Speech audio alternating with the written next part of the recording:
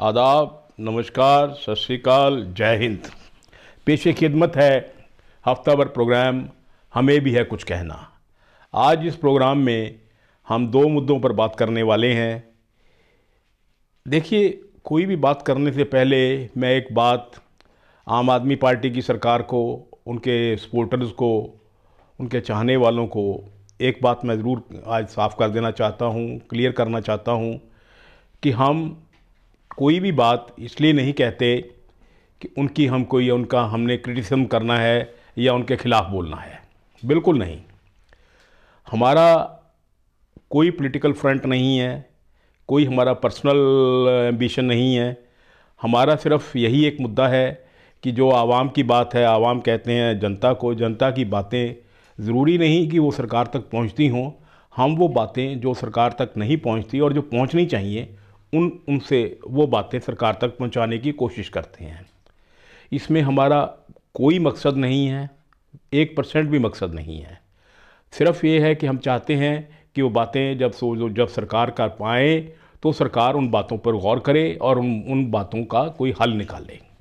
तो इसलिए वज़ीर आला मान साहब और उसके साथियों,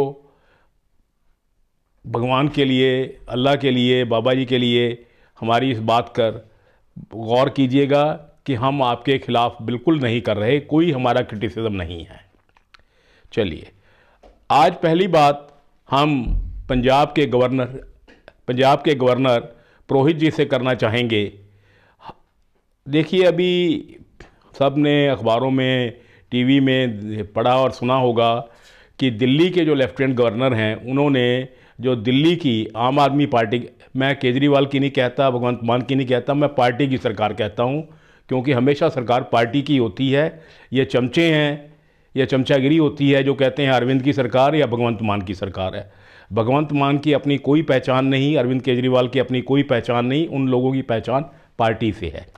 तो बहरहाल, तो उस पार्टी की, आम आदमी की पार्टी की सरकार के ख़िलाफ़ लेफ्टिनेंट गवर्नर ने वहाँ के एक हुक्म निकाला है कि 98 करोड़ रुपया जो दिल्ली की आम आदमी पार्टी की सरकार ने इश्तिहारों पर खर्च किया है वो वसूल किया जाए।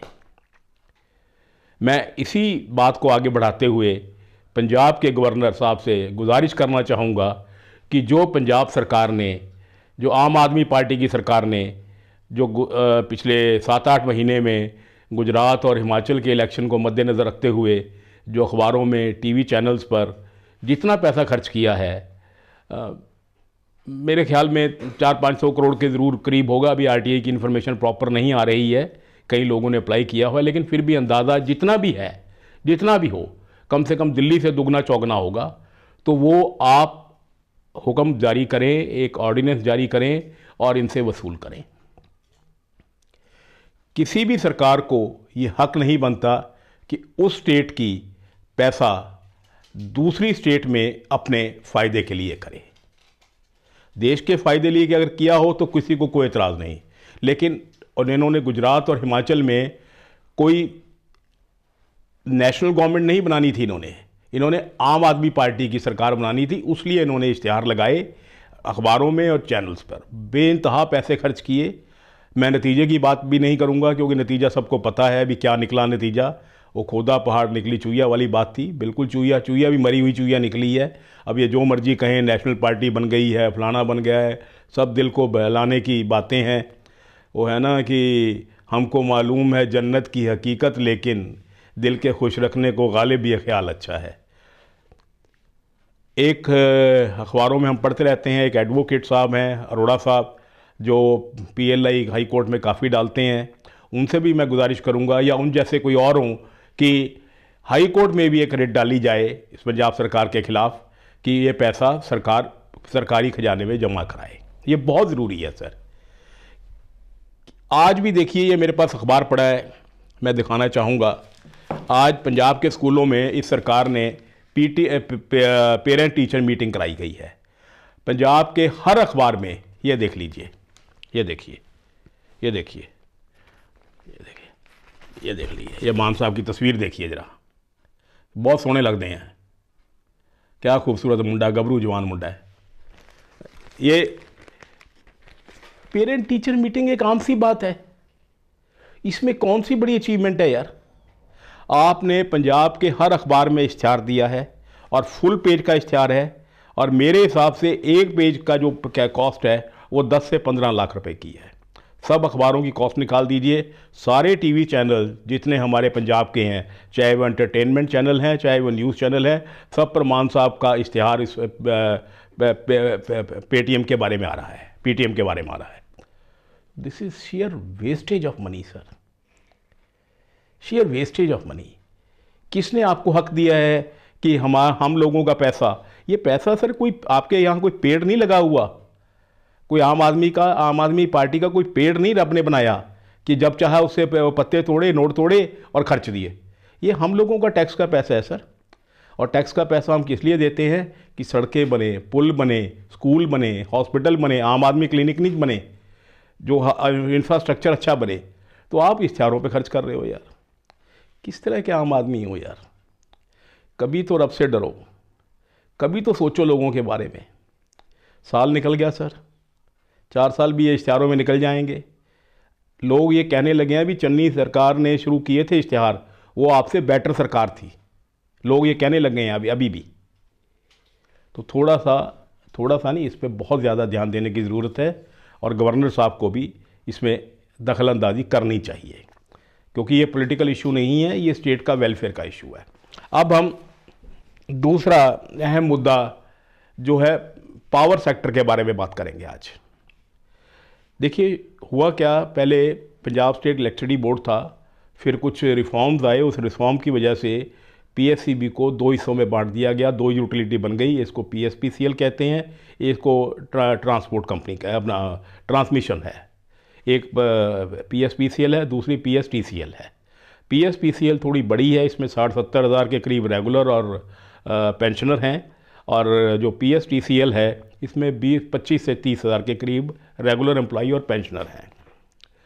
पंजाब में सभी डिपार्टमेंट अहम हैं, लेकिन पावर सेक्टर जो बिजली महकमा है वो सबसे इम्पॉर्टेंट है, क्योंकि बिजली से ही किसी स्टेट की तरक्की होती है, आम आवाम को फ़ायदा पहुंचता है, किसानी को फ़ायदा पहुंचता है। ये सब पावर सेक्टर जुड़े हुए हैं। अब जैसे पीएसपीसीएल है, उसमें एक चेयरमैन साहब होते हैं, कुछ डायरेक्टर टेक्निकल होते हैं, जैसे director commercial, director generation, director distribution, director finance और एक डायरेक्टर एडमिनिस्ट्रेशन, ये होते हैं। ये पोस्टें सैंक्शनड हैं, जब ये यूटिलिटी बनी तब ये पोस्टें गवर्नमेंट ने सैंक्शन की, जो हमेशा आए साल मतलब जो भी टर्म होती है उसके बाद भरे जाते हैं। अभी जो हमारे मौजूदा चेयरमैन साहब हैं, चेयरमैन कम सीएमडी साहब, उनको इस सरकार ने, उनकी टर्म ख़त्म हो रही थी 22 दिसंबर को।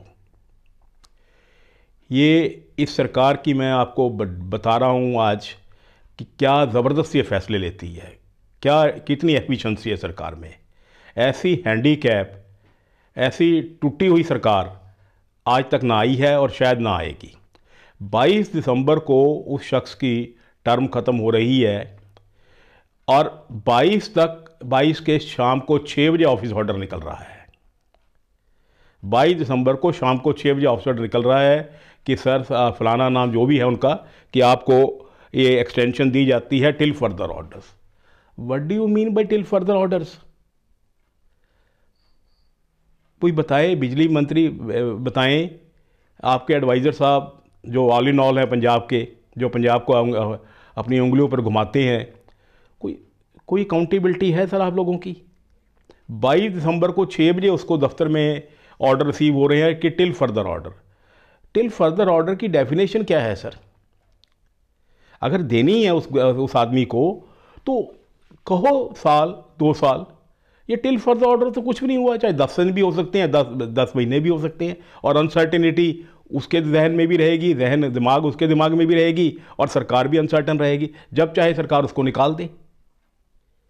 This is simply a joke sir.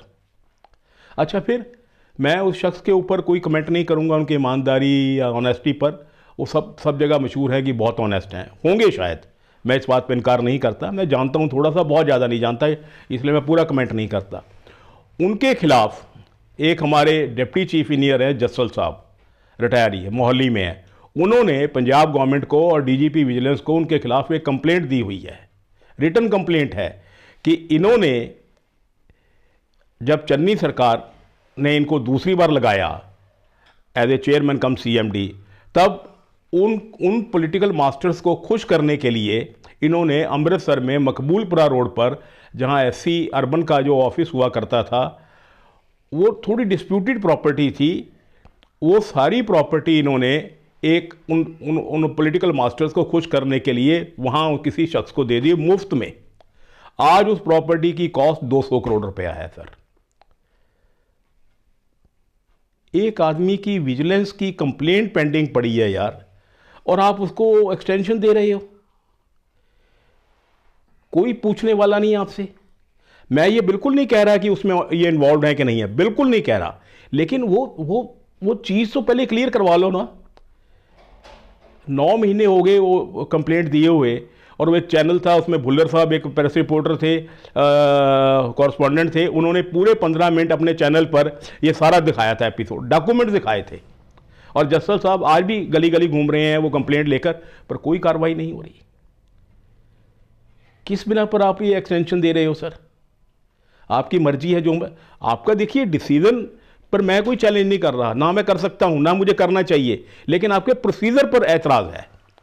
अब दूसरा देखिए, साइमल्टेनियसली 3 डायरेक्टर हमारे टेक्निकल हैं, डायरेक्टर कमर्शियल, डायरेक्टर डिस्ट्रीब्यूशन और डायरेक्टर टेक्निकल। तीनों को चन्नी सरकार ने लगाया था पिछली बार। चलो, सरकार ने उनको तभी लगाया होगा कि बहुत अच्छे आदमी होंगे, बहुत क्वालिफाइड होंगे, बहुत ईमानदार होंगे, उसमें कोई दो राय नहीं। उनको पूरा एक प्रोसीजर के अंडर लगाया गया, बहुत अच्छी तरीके से लगाया। मैं उन तीनों को नहीं, में से किसी के ऊपर कोई कमेंट नहीं कर रहा, ईमानदारी से बात कर रहा हूं। तीनों को लगाया गया, अच्छी बात है, लगा दिया। अब उनकी टर्म खत्म हो गई, उनको कभी लंडू सी एक्सटेंशन, लंडी कहते हैं उसको, लंडी सी हैंडीकैप है, फिर आगे जी 2 महीने की एक्सटेंशन जी है, 2 महीने की एक्सटेंशन और टिल फर्दर ऑर्डर। क्या मजाक है सर? 2 महीने भी लिख रहे हो, टिल फर्दर ऑर्डर भी लिख रहे हो। अच्छा, एक मजाक और देखिए, ये तीनों पोस्टें डायरेक्टर्स की एडवर्टाइज की गई अखबारों में, सब साइट पे, गवर्नमेंट की साइट पर भी, और मेरी इंफॉर्मेशन ये कह रही है कि 80 बंदों ने इस 3 पोस्टों के लिए अप्लाई किया। इनमें से ये 3 जो एग्जिस्टिंग डायरेक्टर्स हैं, इन्होंने भी अप्लाई किया। हक है इनका, करना भी चाहिए, क्योंकि 65 के नीचे बंदा एलिजिबल है। अगर वो, अच्छा, वो जो 82 के करीब, 80 के करीब लोगों ने अप्लाई किया, 3 को निकाल दीजिए, बाकी कितने रह गए? 77। वो 77 वो लोग हैं जो ये इनकी जो क्वालिफिकेशन है पूरी करते हैं, मीट विद करते हैं। मतलब they must be all retired chief engineers, और 3-4 साल का वो बताया गया है कंडीशन भी, उनका एक्सपीरियंस होना चाहिए, वो सब थे।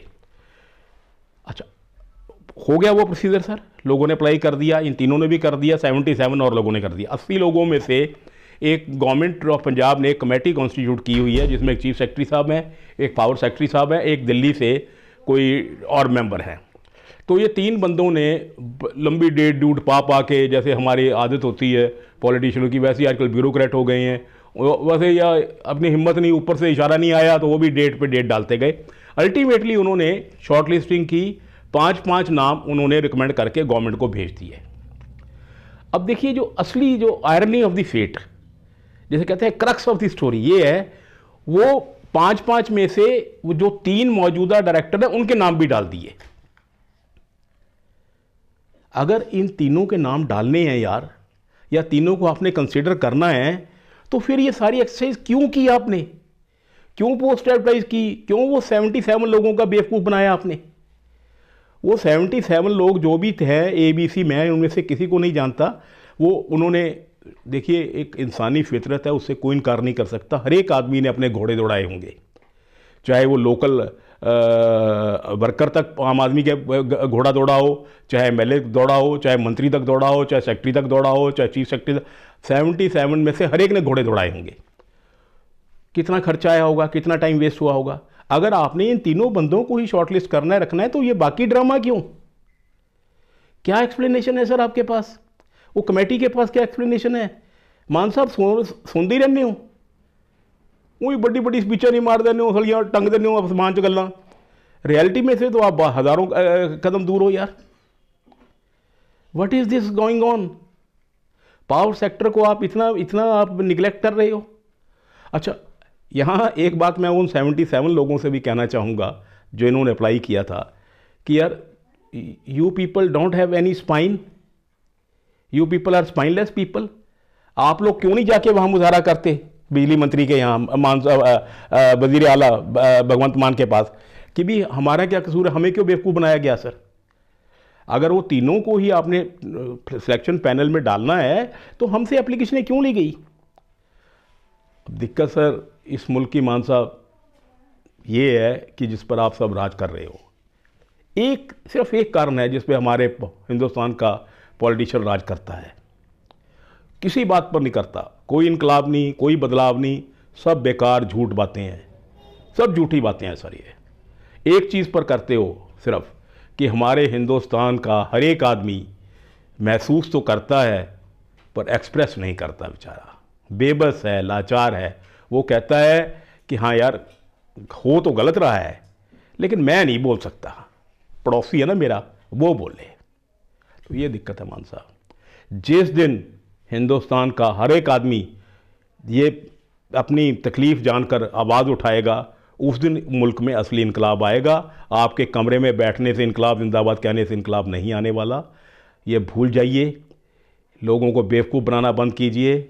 मैं फिर कह रहा हूँ कि हमने आपके ख़िलाफ़ कोई बात नहीं की। थोड़ा अगर आप में थोड़ी सी भी जहानत हो, थोड़ी सी भी अक्लमंदी हो, थोड़ी सी भी आप मुल्क से प्यार करते हो, देश से प्यार करते हो, मान लीजिए 5%, सिर्फ 5%, तब भी आप मेरी बातों पे गौर कीजिए। वो शकील भाई ने कहा है एक जगह, मंदिरों में दिया नहीं, मस्जिदों में दुआ नहीं, है मेरे शहर में खुदा बहुत, आदमी का पता नहीं। अच्छे फैसले लीजिए सर, काबिल लोग हैं आप, बेवकूफ़ बनाना बंद कीजिए, देश के लिए काम कीजिए।